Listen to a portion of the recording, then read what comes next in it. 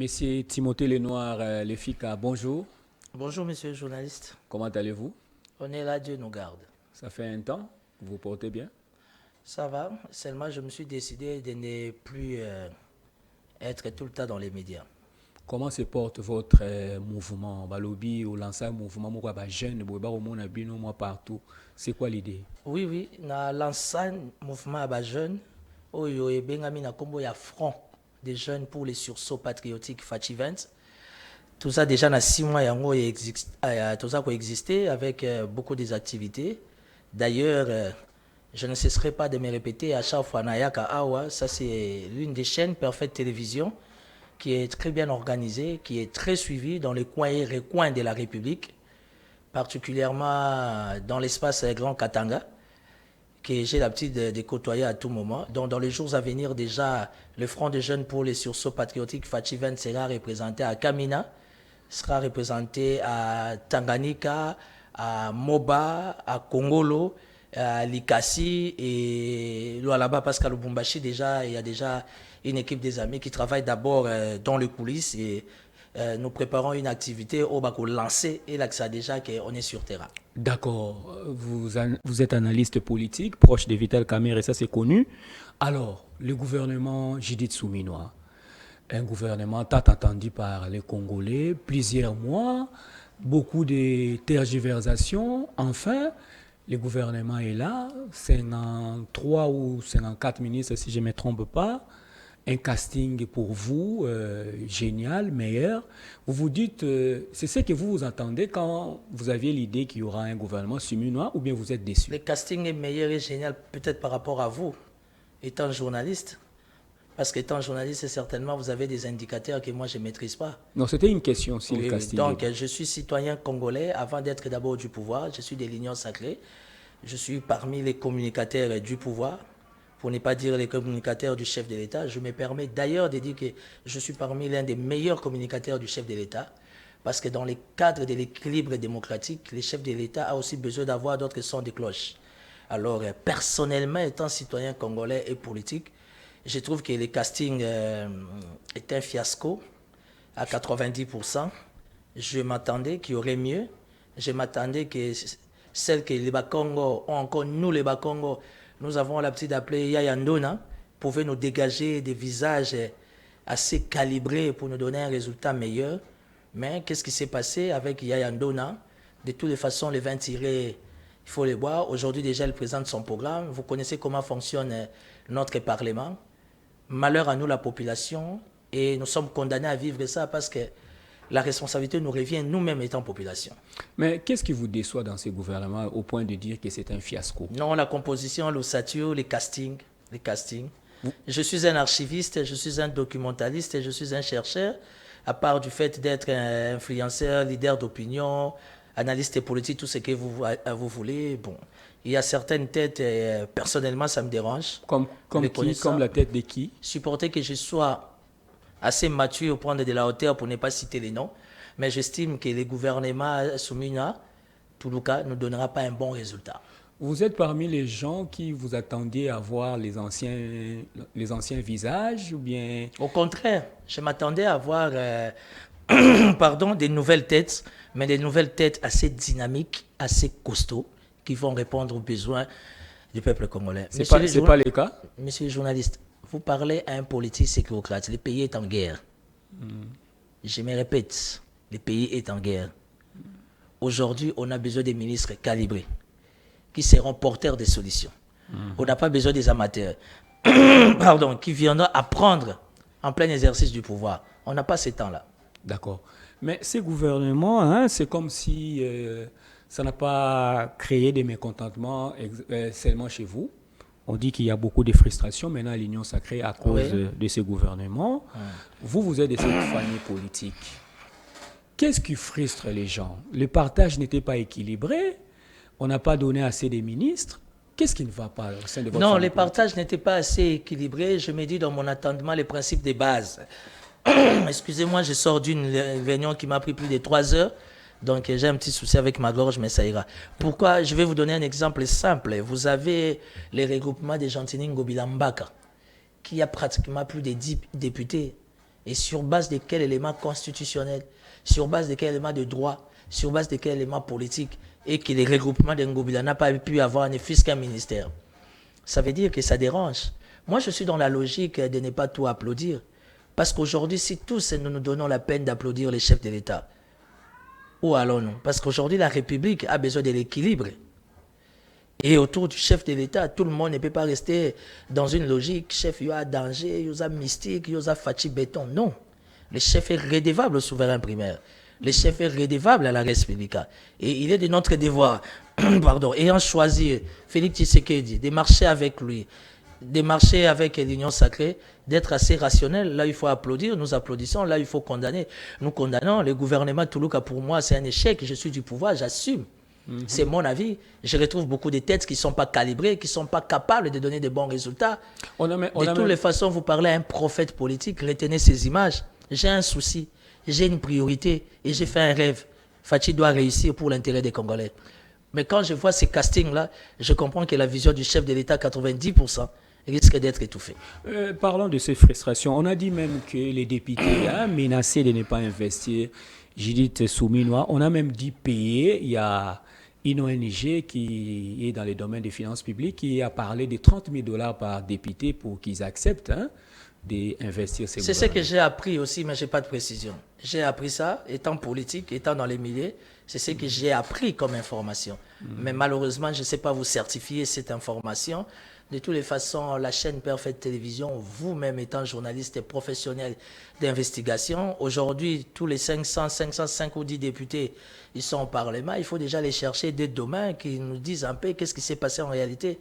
Mais j'estime quand même que même si les castings de Judith dérangent, aujourd'hui, la République est stationnée et c'est très dangereux parce qu'il y a beaucoup de priorités.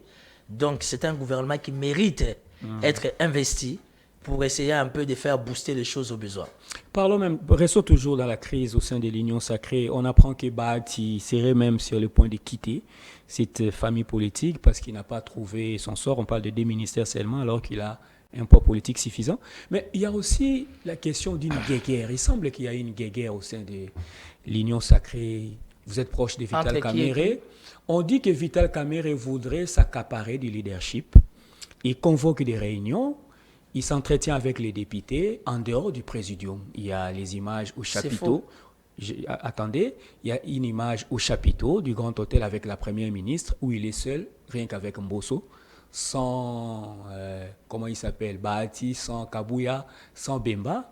Il y a une réunion qu'il a eue à l'Assemblée nationale avec les députés pour cette investiture du gouvernement. Il est toujours seul. Vous êtes proche de Vital Kamerhe. Pourquoi il veut, comme ça s'est dit dans l'opinion, il veut remplacer Kabouya et les autres, il veut le leadership? Non, écoutez, il y a une nuance, il faut faire très attention. Vous et moi, nous sommes mieux placés pour aider l'opinion. Monsieur Augustin Kabouya, l'honorable député, sénateur, tout ce que vous voulez, c'est le coordonnateur de la majorité présidentielle. Pour votre information, à chaque fois qu'il y a des réunions sensibles pour l'intérêt de la République, c'est tout le monde qui se dirige vers...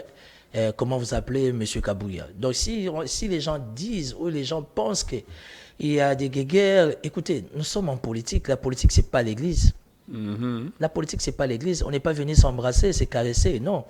On est venu se battre, retrouver nos intérêts dans un seul unique objectif, accompagner la République. Se battre dans une même famille. Pas mais contre les adversaires? Oh, mais ça arrive, non? Je veux vous donner une information. Mes frères et mes soeurs avec moi, on peut être en guerre. Cela ne dit pas que non, nous sommes devenus des ennemis. Singa famille, et Bendanaga, mais ça a raté. Et Katanarate. Quand on voit Vital Kamerhe, malheureusement, depuis qu'il est au Parlement, on ne sait pas se voir, on ne sait pas bien échanger, mais étant dedans, c'est que je sais, il est le numéro 1 d'une institution. Madame Judith a besoin des repères, a besoin des orientations. Et vous connaissez les principes, elle est première ministre. S'il y a une institution qui peut bien l'orienter et l'encadrer, évidemment, à part la première institution de la République, c'est bel et bien l'institution Assemblée nationale. Donc, entre Judith Toulouka et M. Vital Kamerhe, s'ils se retrouvent autour d'une table, à ce que je sache, du fait que je suis très bien informé, même si je ne suis pas visible dans ces réunions-là, je trouve que ça n'a trait que aux questions qui touchent aux intérêts de la République. Mais il y a de ces réunions qui nécessitent la présence de Mbosso, de Bahati, tous ces mondes, tout ce que vous voulez, les présidiums. Si on dit que Vital Kamerhe veut s'emparer de tout, Il veut prendre les devants, mais c'est normal parce qu'après, jusqu'à preuve du contraire, c'est la seule institution ou encore la seule chambre qui est assise en attendant que nous attendons la chambre haute. Mais le présidium quand même est là. Hein. Non, aujourd'hui, mais on lui, peut parler... il est maintenant seul au devant de la scène. Aujourd'hui, on Où est peut passé parler... le présidium? Non. Il faut voir quelles questions ils sont en train de parler, quelles matières ils sont en train de traiter. Il y a des matières qui n'ont rien à voir avec les présidiums. La République n'est pas dirigée par les présidiums. La République est supposée avoir un gouvernement, un chef de l'État, un premier ministre, un président de l'Assemblée nationale. Nous attendons le bureau du Sénat, c'est ce qui est normal. Quand ça touche dans les cadres du présidium, entre guillemets, c'est nous le pouvoir, d'ailleurs, qui n'a rien à voir avec l'opposition. Mais cela ne veut pas dire que Vital Kamerhe veut prendre de l'avant. Je vous donne encore une information. À chaque fois, Vital Kamerhe organise une réunion au niveau du bureau. Il est toujours le dernier à entrer parce qu'il faut que les 6 soient là pour que lui, le 7e, évidemment, entre et puis pour décoller. Quand on dit que Kamerhe est de plus en plus comme à l'Okoso, à la visible, est-ce que Kamerhe a besoin de la visibilité? Trop visible. Est-ce qu'il a besoin de la visibilité? Peut-être parce qu'il prépare, comme on dit, hein, les élections de 2028. Hein.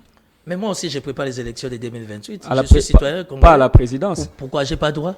À la présidence. Je ne savais pas qu'il y avait des gens qui étaient taillés sur mesure par le ciel, qui sont condamnés à être des candidats présidents. J'ai été candidat président en 2018, mais j'ai manqué de moyens. Mais j'ai eu à contacter la plupart des ambassades. Je suis allé en séance de travail 3 fois chez les Américains USAID, parce que la politique américaine est gérée par l'USAID. Je suis allé 2 fois en réunion, comment vous appelez, à SADC, avec les amis de l'ambassade d'Angola. Ça veut dire qu'on est citoyen. Aujourd'hui, Justin, que vous êtes intello, vous valez plus que beaucoup qui sont au Parlement, beaucoup chez nous qui sont au gouvernement. Ça veut dire que si, au conditionnel, demain, départ, tes contacts, tu estimes être candidat président, moi, départ, mon je ne peux que t'appuyer. On parlait de Vital Kamerhe, parce que cette candidature, vous en parlez allègrement, mais c'est quelque chose qui est du côté de l'UDPS. On ne veut pas entendre parler de cela. Quoi, vous êtes de l'UDPS? Non, mais nous voyons. Mais les gens ont toujours dit que Perfect Télévision, c'est Moïse Katumbi, non? Non, aujourd'hui, vous êtes de l'UDPS? Je suis journaliste, je sonde de l'opinion, je suis journaliste. Mais parlons de cette guerre au sein de la famille politique du chef de l'État de l'Union sacrée. C'est normal. Vous avez suivi ce qui s'est passé aujourd'hui à l'Assemblée nationale lors de l'investiture du gouvernement. Il y avait du chahut, la population qui chantait, qui criait. Et on a vu ça à la télé, quelque chose de grave. Vital Kamerhe qui était en train de dire à Christophe Mbosso, de dire à ces gens qui chantaient là-bas, de se taire, parce qu'ils étaient venus pour l'humilier, lui, Vital Kamerhe, et que lui, il savait se défendre et il n'allait pas se laisser faire. Un spectacle qualifié de désolant par beaucoup de choses. Cette guerre va très loin. Hein? C'est un spectacle désolant, ça fait mal, parce que j'estime que dans le contexte où nous nous retrouvons, la République a besoin de vivre mieux que ça. La République souffre, passe des moments très compliqués, alors la République a besoin des hommes d'État taillés sur mesure. Rien à voir parce que je suis proche de Vital Kamerhe, mais j'étais contre la présence de Mbosso au sein du bureau. Parce que pendant les 5 ans que Mbosso a eu à gérer les bureaux, c'était vraiment de la comédie au rendez-vous. Les théâtres de chez nous, les Mangobo, les Mangwao, c'était vraiment une mémoriam. C'est fort, hein? C'est trop fort ce que vous dites. Hein? De la présidence de Mbosso. Pour vous, la présidence de Mbosso ressemblait de la comédie. À des théâtres de Mangwao. Monsieur le journaliste, vous parlez à un politicien, j'assume. À l'époque du Parlement de Mbosso, c'était de la comédie. C'était des Mangwao, c'était du Ngadiadia. Nous voulons un Parlement costaud. La République a besoin de s'émouvoir. Nous n'avons pas besoin d'un Parlement où les gens viennent raconter leur vie.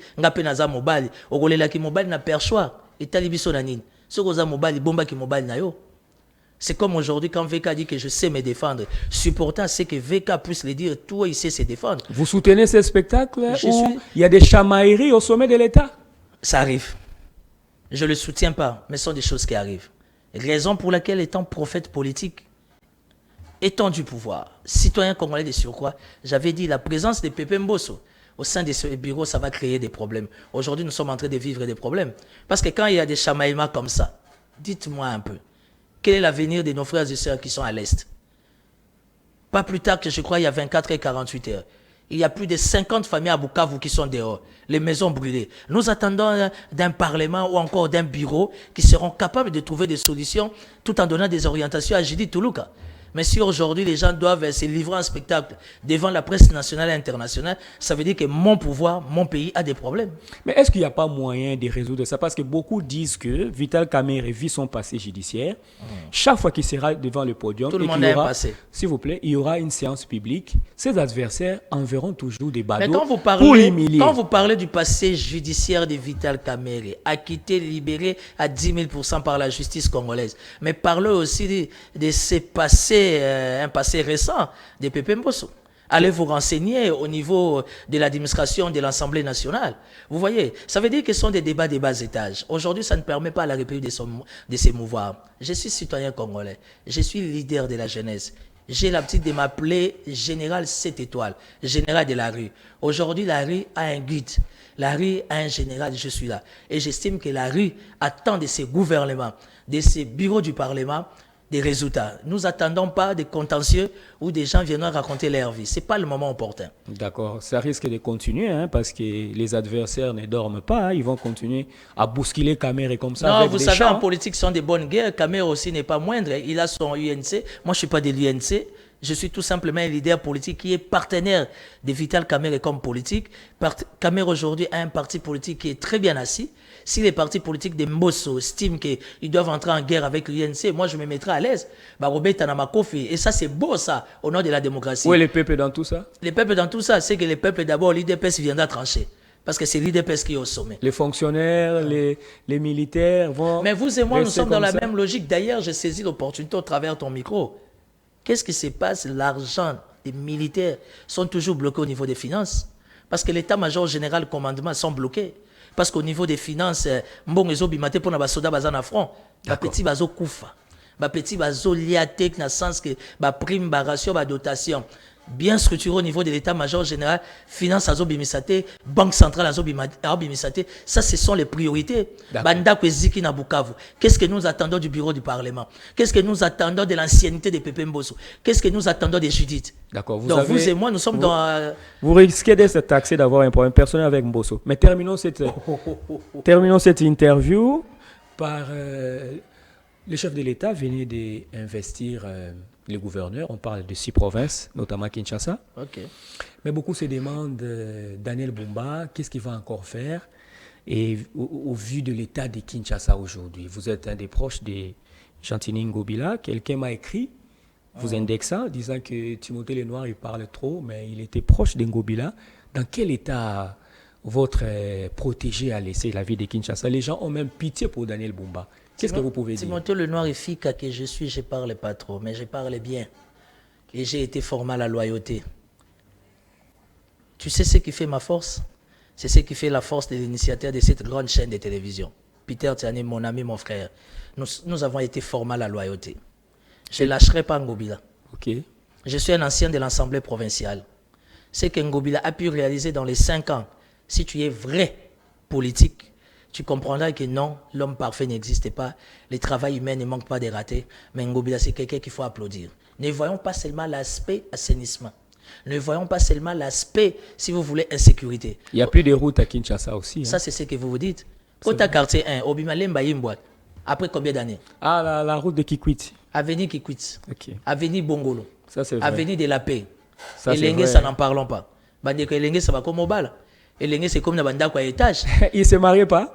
Non, mais moi, j'ai une grande famille de ces côtés-là.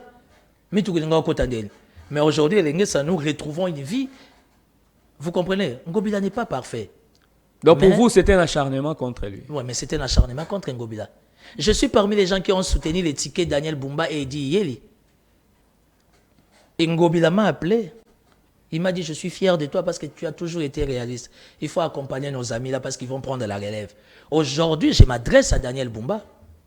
Je suis déjà très bien informé les concernant. Daniel Bumba est très mal entouré. En ce moment, il a déjà 3 bureaux. Les bureaux de l'IDPS, les bureaux de son frère et les bureaux de madame. C'est comme ça qu'il va diriger Kinshasa. Vous parlez un politique du pouvoir. Il n'a même pas encore démarré. Monsieur le vous journaliste, commencez déjà à l'attaquer. Monsieur le journaliste, je ne l'attaque pas, au contraire, je suis en train de l'aider. Vous parlez à un fasciste. Vous parlez à un homme du pouvoir. J'ai dit à Daniel Bumba, monsieur le gouverneur, félicitations. Il doit se concentrer. Et dit hier, je sais que c'était un MacGyver. Quelqu'un qui s'est trouvé des solutions par rapport au mani, l'argent. Mais Daniel Bumba, on doit vivre sa politique. Parce que là, déjà, de par son entourage, de par sa ceinture, il y a déjà des guerres alors très, très compliquées. Kinshasa attend de lui des résultats. On n'a pas besoin d'avoir un gouverneur mannequin qui est bien sapé, bien parfumé. Bravo, il est jeune comme moi. Mais nous attendons de lui des initiatives, des grands projets pour tailler sur mesure l'image de la ville-province capitale. Donc, je soutiens Daniel Bumba à une seule condition. Attendez sa cabinet na UDPST. Attendez sa cabinet na bande comme Madame T. Attendez sa cabinet na bande qui na yete na ba yana yete. Attendez sa cabinet na bato bazana matière pour aider la République, particulièrement capitale et Kendeliboso. C'est ça mon avis. Monsieur Timothée Lenoir, c'était un plaisir de vous recevoir. Merci beaucoup. Ah, merci. Je salue quand même les amis d'ensemble, malgré que je suis du pouvoir. Je salue les amis d'ensemble pour la République. Merci beaucoup. Merci.